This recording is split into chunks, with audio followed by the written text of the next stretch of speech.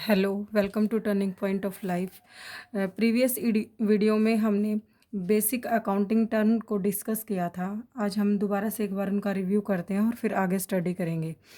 सबसे पहले हमने स्टडी किया था कि ट्रांजैक्शन ट्रांजैक्शन आपका क्या होता है कि जब भी आप बिजनेस में कोई भी परचेज़ करते हैं, सेल करते हैं, वो आपकी फाइनेंशियल पोजीशन में चेंज करता है। मीन्स अगर आप परचेज़ करेंगे तो आपकी परचेज़ बढ़ जाएगी, सेल करोगे तो सेल बढ़ जाएगी। तो ये सब ट्रांजैक्शन होते हैं जो कोई भी आप अपने बिजनेस या किसी भी कंपनी में कैरी करते हो। तो ट्रांजैक्शन की क्वालिटी होती है सबसे पहले कि वो एक इकोनॉमिक एक्टिविटी होता है। इकोनॉमिक एक्टिविटी क्या होता है कि जो आपके कैश या क्रेडिट पर असर डाले। आपको कुछ परचेज करना है तो आप कैश दोगे तब आपको वो गुड्स मिलेगी, और अगर आप सेल करोगे तो आपका जो है स्टॉक कम होगा और आपको कैश इंक्रीज होगा। आपकी कोई भी सोशल एक्टिविटी है वो ट्रांजैक्शन नहीं कहा जा सकता है, क्योंकि उस टाइम पे आप लोगों को सर्विस दे रहे हैं पर उससे आपको कोई बेनिफिट नहीं हो रहा। तो एक ट्रांजैक्शन की जो प्रॉपर्टी होती है कि वो इकोनॉमिक एक्टिविटी होता है, आपको उससे कुछ ना कुछ पैसा चाहिए होता है। दूसरा, इंटरनल या एक्सटर्नल। आपका जो है ट्रांजैक्शन वो इंटरनल भी हो सकता है, एक्सटर्नल भी हो सकता है। एक्सटर्नल जब आपको थर्ड पार्टी के साथ बिजनेस करें। एक्सटर्नल में आ जाता है जैसे आप सेल करते हैं, परचेज करते हैं आउटसाइड बिजनेस। बिजनेस जो भी आप करते हैं वो एक्सटर्नल होता है। इंटरनल इंटरनल ये होता है कि सपोज़ मान लिया आप डेप्रिशिएशन लगाते हैं। डेप्रिशिएशन क्या होता है कि आपकी फ़िक्स असेट्स में कोई भी वियर एंड टियर, जैसे मशीनरी है, आज आप उसको 10,000 की परचेज़ कर रहे हैं, तो 1 साल के बाद उसकी कॉस्ट जो है 10,000 नहीं होगी, क्योंकि उसके अंदर जो है टेक्निकल चेंज भी आएँगे, उसका वियर एंड टियर भी होगा, तो वो डेप्रिशिएशन होता है। तो जब हम किसी भी फ़िक्स असेट्स में से कुछ अमाउंट लेस करके चलते हैं, तो वो हमारा इंटरनल ट्रांजैक्शन होगा कि हमने अपने इंटरनली बिजनेस में कुछ चेंज किया है। थर्ड है आपका चेंज इन फिनेंशियल पोजीशन। एक ऐसा ट्रांजैक्शन वो बिल्कुल भी आपका बिजनेस से रिलेटेड नहीं कहा जा सकता अगर आपकी फाइनेंशियल पोजीशन में चेंज ना आए। जैसे आप कोई भी मशीनरी परचेज करते हैं तो आपके बिजनेस में मशीनरी आएगी और कैश आपका जाएगा। या फिर आप ऐसे ही किसी को कोई सेल करते हैं, वो कैश पे करते हैं या क्रेडिट पे करते हैं। कैश पे करोगे तो कैश आपके पास आएगा, क्रेडिट पे करोगे तो किसी भी जो आपके क्रेडिटर हैं वो इंक्रीज होंगे। फोर्थ है मॉनेटरी ट्रांजैक्शन। आप मनी से रिलेटेड जो ट्रांजैक्शन है वो हमारे बिजनेस में लिए जाएंगे, ये हमने फर्स्ट चैप्टर में स्टडी किया था। सेकंड पे आपका आता है इवेंट। इवेंट क्या होता है कि जो भी आपने ट्रांजैक्शन किया है उसका रिजल्ट होता है। Result of transaction is called event. Suppose purchase आपकी 3 लाख है, तो ये आपने रॉ मटेरियल परचेज़ किया है, तो आपने उस पे आप रॉ मटेरियल लेके आए होगे, आपने उस पे वेजेस भी दिया होगा, कुछ सैलरी दिया होगा, कुछ फिक्स कॉस्ट होंगी आपकी। तो वो इंक्रीज़ होके मान लिया वो 50,000 था तो 350,000 हो गया आपका। अगर आपकी सेल उसी की 4 लाख होती है तो आपका प्रॉफिट 50,000 हो जाएगा। 4 लाख में से 350 माइनस कर देंगे, 50 बच जाएगा। तो ये 50 प्रॉफिट आपका कैसे हुआ? आपने कुछ ना कुछ ट्रांजैक्शन किया था, उसके रिजल्ट से हमें 50,000 प्रॉफिट मिला है। तो ये जो आपने जो भी ये काम किया है, परचेज किया है, उस पे वेजेस सैलरी लगाई है, सेल किया है, प्रॉफिट अर्न किया है या लॉस हुआ है कुछ भी, तो वो एक इवेंट होगा आपके बिजनेस में। आपने कुछ काम किया है, ये रिजल्ट ऑफ ट्रांजैक्शन इवेंट होता है।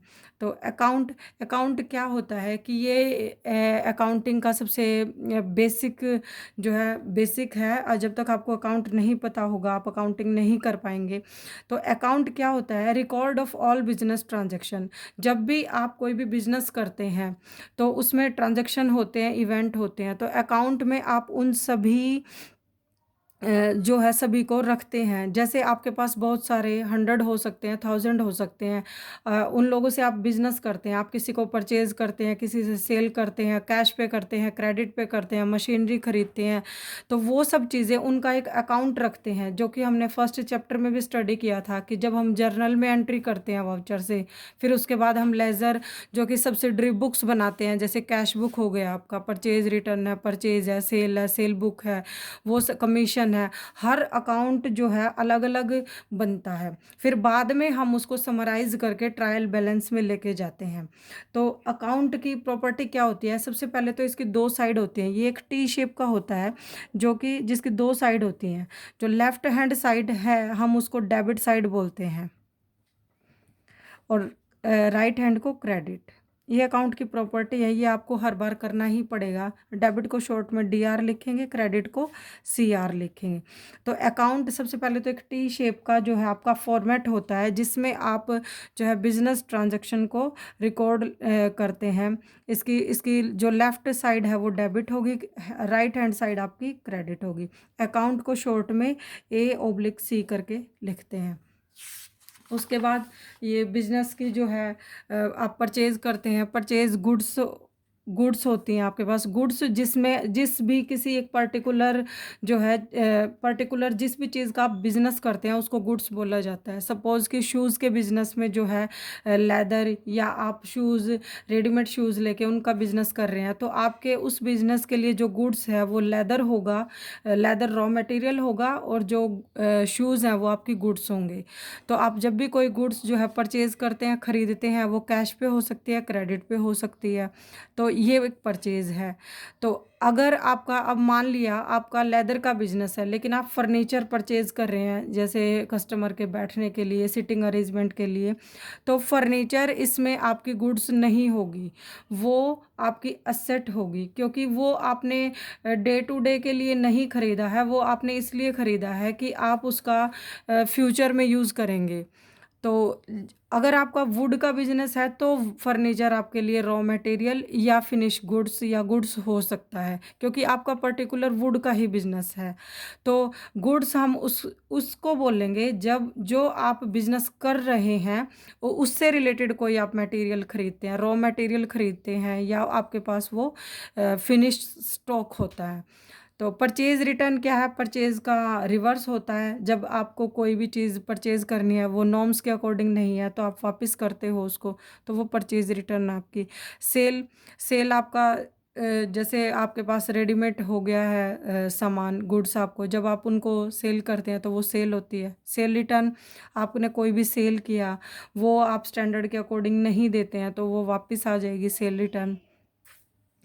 9th पॉइंट आपका कॉस्ट। कॉस्ट क्या होता है कि जो भी आपने किसी भी गुड्स का जो है प्रोडक्शन किया है, उसकी उसको बनाने में, उसको मैन्युफैक्चर करने में आपकी कितनी लागत आई है, वो कॉस्ट होती है। अब ये 2 तरीके से हो सकती है। एक तो एक्चुअल एक्चुअल जो आपने उस पे खर्चा किया, आपने वेजेस लगाई होगी, लेबर को सैलरी दी होगी, या आपने मशीनरी है, आपका जो भी स्पेस है उसका कोई रेंट दिया होगा, कमीशन दिया होगा, डिस्काउंट भी आपने दिया होगा, तो वो सब चीज़ें मिलाकर आप एक प्रोडक्ट की कॉस्ट निकालते हैं। तो एक तो ये हो गया। तो दूसरा इसमें एक वर्ड आता है नॉशनल। नॉशनल मतलब, जैसे कि सपोज़ आपके पास जो स्पेस है वो आपका अपना है, तो आप उसमें अगर आप उसको अपने बिज़नेस में ना लगा के किसी और को प्रोवाइड कर देते, तो आपको वहाँ से कुछ ना कुछ इनकम होती, जैसे रेंट मिलता। तो वो चीज़ भी उस प्रोडक्ट कॉस्टिंग में आएगी, क्योंकि हम ये मान के चलते हैं कि हमने वो जगह अगर बाहर से रेंट पे ली होती तो हमें कितना रेंट देना पड़ता। तो कॉस्ट में जो है आपकी एक्चुअल और नॉशनल दोनों आ जाती हैं। वाउचर, वाउचर क्या होता है कि जब भी आप कोई भी ट्रांजैक्शन करते हैं, तो इससे वाउचर जनरेट होता है, जो कि आपके पास प्रूफ होता है कि आपने जो है वो ट्रांजैक्शन किया था। जैसे एक स्लिप हो गई आपकी, मान लीजिए जैसे आप स्कूल में फ़ीस सबमिट करते हैं, तो आपके पास एक स्लिप आ जाती है, तो ये प्रूफ है कि आपने स्कूल को फ़ीस सबमिट की है। ऐसे भी आप कोई भी परचेज़ करते हैं, सेल करते हैं, तो वो वाउचर जनरेट होता है। अगला है जो आपके पास, ये सबसे इम्पोर्टेंट है हमारा, एसेट्स। एसेट्स क्या होती हैं कि जो भी कोई बिजनेसमैन है उसकी उसके पोजेशन में जो प्रॉपर्टी होती है, हम उसको एसेट्स बोलते हैं, संपत्ति। जैसे आप बिजनेस में फर्नीचर लेके आते हैं, लैंड एंड बिल्डिंग होती है आपके पास, कोई भी चीज़ है, तो वो हम उसको एसेट्स बोलते हैं। तो ये एसेट्स आपकी 2 तरीके से हो सकती है। एक तो करंट, करंट, अब यहाँ पे 2 वर्ड आते हैं हमारे पास। एक तो करंट आता है कि जो आपको 1 ईयर में 1 साल में आपको पैसा जनरेट करके देती रहे, वो करंट एसेट्स होती हैं आपकी। एक नॉन करंट होती है जो हमें लॉन्ग बेनिफिट के लिए रखते हैं हम। जैसे करंट में आपका क्या है, कैश आ गया, कैश ये जो आपके इन हैंड कैश होता है, तो वो आप उससे आप कोई भी सामान खरीद सकते हैं, कोई भी जैसे कोई भी और एसेट्स खरीद सकते हैं, या फिर आपके बैंक में जो कैश है वो चीज़, ये सब चीज़ें। तो करंट और non current assets, non current में आपका फिर दो पार्ट और हो जाते हैं, टेंजिबल और इंटेंजिबल। टेंजिबल क्या होता है कि जिसको हम देख सकते हैं, जैसे कि हमारे पास फर्नीचर हो गया बिजनेस में, लैंड एंड बिल्डिंग हो गया, या फिर आपका कोई और भी चेयर वगैरह हो गई, वो सब चीज़ें जो आपको लॉन्ग बेनिफिट देती हैं, जो आपका 1 ईयर से ज़्यादा आपके बिजनेस में चलती हैं। इंटेंजिबल, इंटेंजिबल क्या होता है कि आपका जैसे कोई भी पेटेंट होता है, कॉपीराइट होता है, जैसे हमारे जो है इंडिया में डाबर एक कॉपीराइट है या पेटेंट है कि डाबर की चीज़ अच्छी होगी। तो डाबर एक ऐसी चीज़ है जो अपनी तरफ अपने आप कस्टमर को अट्रैक्ट करेगा। तो डाबर जो एक ब्रांड नेम है, वो उसकी इंटेंजिबल एसेट्स है, जिसको हम देख नहीं सकते, छू नहीं सकते, लेकिन उसके बिहाफ पे कस्टमर उसके पास चले जाते हैं। तो ये भी हमारी एक एसेट्स है कि हमारे पास अगर वो ब्रांड है तो कस्टमर जो है आएंगे और सेल आपकी इंक्रीज होगी। तो एसेट्स जो होती है वो क्या होती है, जिस पे आपका बिजनेस का या कंपनी का पोजेशन होता है, वो कंपनी की प्रॉपर्टी होती है। इसके हम दो पार्ट करते हैं, करंट और नॉन करंट। करंट क्या होता है, जो आपको 1 ईयर में बेनिफिट दे, आपके डे टू डे ऑपरेशन में काम आए, जो आपने डे टू डे जो है प्रोसेसिंग से, day to day operating activities से आपने जो है मनी अर्न किया है, वो हमारी करंट होती है। जैसे कैश है, इन हैंड है, आपका बैंक में कैश है, या और भी डेटर, जैसे एक टर्म आती है अब इसी में, डेटर। डेटर क्या होते हैं कि आप जो है सेल करते हैं, वो आपकी या तो कैश पे होगी या क्रेडिट पे होगी। कैश पे होगी तो आपके पास जो है कैश आ गया है, तो फिर कोई अकाउंट नहीं होगा, कैश और ही सेल अकाउंट जनरेट होगा। फिर उसके बाद अगर आप किसी को क्रेडिट पे करते हैं, सपोज राम को करते हैं, तो राम अभी उस टाइम पे आपने सेल क्रेडिट कर दी उसको, तो राम 1 महीने बाद या 2 महीने बाद आपको पैसे देगा। तो राम आपके लिए क्या है, डेटर है। तो डेटर हमारे पास असेट्स इसलिए होते हैं क्योंकि इनसे हमें पैसा मिलना ही है, चाहे वो 1 महीने बाद मिले, 2 महीने बाद मिले। तो ये करंट में इसलिए आता है क्योंकि ये 1 ईयर में आपका रिलाइज हो ही जाएगा। तो ये राम जैसे आपका डेटर जो है वो करंट असेट्स में आ गए हैं। अब इसी ये जो करंट एसेट्स की जो सबसे अच्छी प्रॉपर्टी ये होती है, एक बेसिक प्रॉपर्टी ये है कि ये फ्लोटिंग होती है। फ्लोटिंग मतलब इसका नेचर चेंज होता रहेगा। तो नेचर चेंज होने का मतलब ये है, जैसे आपने अभी यहीं पे आते हैं कि सेल करी है, सेल आपने पहले राम को करी है, तो अभी आपके पास राम क्या है, सेल कर दी, राम ने पैसे नहीं दिए हैं, वो 1 या 2 महीने बाद देगा। तो राम अभी आपका डेटर में है। अब 1 या 2 महीने बाद राम क्या करता है, आपको कोई बीआर दे देता है। बीआर मतलब बिल्स रिसीवेबल। वो आपको बिल ऑफ एक्सचेंज दे देता है, 15 दिन का, 10 दिन का या महीने का, कि आप इसको बैंक में लेके चले जाना और बैंक आपको पैसे दे देगा। उसको बिल्स रिसीवेबल बोलते हैं। तो अब राम ने क्या किया, राम पहले था आपके पास डेटर, उसने आपको एक बीआर दे दिया, तो अब डेटर में से जो है कट गया, अब हमारे पास बीआर करंट एसेट्स बन गए हैं।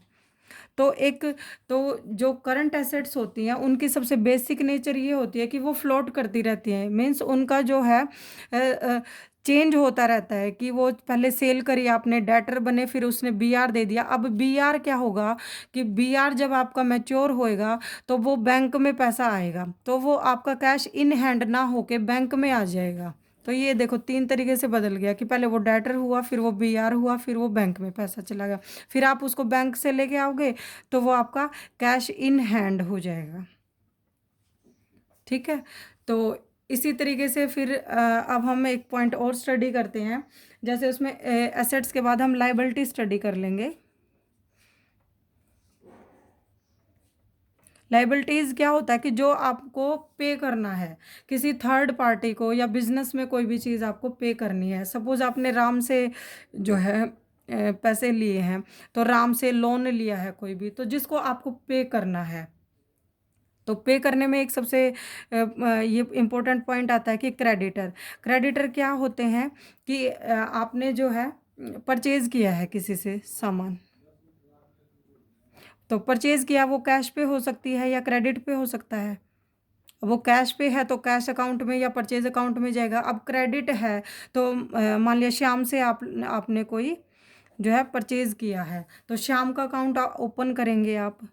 तो श्याम जो है आपका क्रेडिटर बन गया। अब इसको आप 1 महीने बाद या 2 महीने बाद पे करोगे श्याम को, तो ये आपकी क ऐसे ही लायबिलिटीज़ भी आपकी करंट या नॉन करंट लायबिलिटी हो जाती हैं। तो श्याम आपकी क्या होगी, करंट लायबिलिटीज़ हो जाएगी कि आप 1 या 2 महीने बाद इसको श्याम को पे करोगे। तो अब इस जो करंट लायबिलिटी है वो भी फ्लोटिंग नेचर की होती है। कैसे होती है फ्लोटिंग नेचर की? कि सबसे पहले तो श्याम आपका जो है क्रेडिटर था।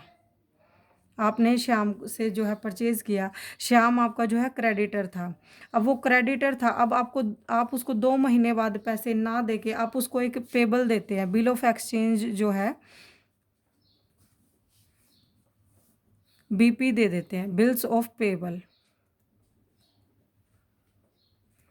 कि आप उसको बैंक से पैसा पे करेंगे। तो ये पहले क्रेडिटर था, फिर ये बीपी में कन्वर्ट हो गया।